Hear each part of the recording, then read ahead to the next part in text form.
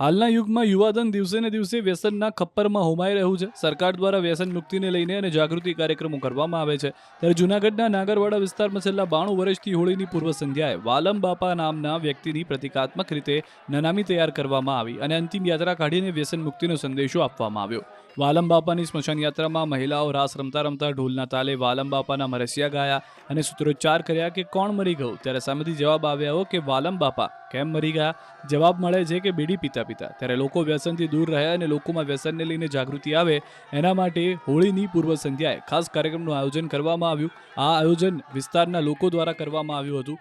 આ અંતિમ યાત્રા થકી આજની નવી પેઢી અને નાના બાળકોમાં જાગૃતિ આવે એના માટે આયોજન કરવામાં આવ્યું। મુખ્યત્વે વ્યસન મુક્તિનો લોકોને સંદેશ આપવામાં આવ્યો।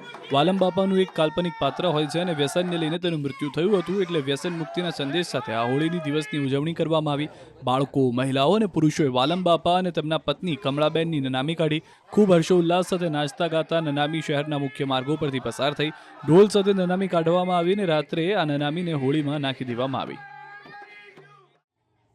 હાલના યુગમાં યુવાધન દિવસે ને દિવસે વ્યસનના ખપ્પરમાં હોમાઈ રહ્યું છે। સરકાર દ્વારા વ્યસન મુક્તિને લઈને અને જાગૃતિ કાર્યક્રમો કરવામાં આવે છે। ત્યારે જૂનાગઢના નાગરવાડા વિસ્તારમાં છેલ્લા 92 વર્ષથી હોળીની પૂર્વ સંધ્યાએ વાલમ બાપા નામના વ્યક્તિની પ્રતિકાત્મક રીતે નનામી તૈયાર કરવામાં આવી અને અંતિમ યાત્રા કાઢીને વ્યસન મુક્તિનો સંદેશો આપવામાં આવ્યો।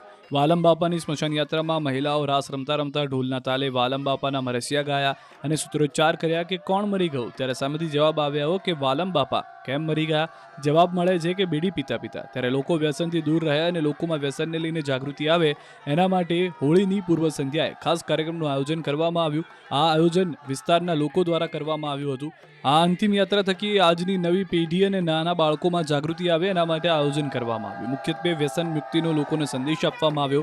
વાલમ બાપાનું એક કાલ્પનિક પાત્ર હોય છે અને વ્યસનને લઈને તેનું મૃત્યુ થયું હતું, એટલે વ્યસન મુક્તિના સંદેશ સાથે આ હોળીની દિવસની ઉજવણી કરવામાં આવી। બાળકો, મહિલાઓ અને પુરુષોએ વાલમ બાપા અને તેમના પત્ની કમળાબેનની નનામી કાઢી। ખૂબ હર્ષોલ્લાસ સાથે નાચતા ગાતા નનામી શહેરના મુખ્ય માર્ગો પરથી પસાર થઈ। ઢોલ સાથે નનામી કાઢવામાં આવી અને રાત્રે આ નનામીને હોળીમાં નાખી દેવામાં આવી।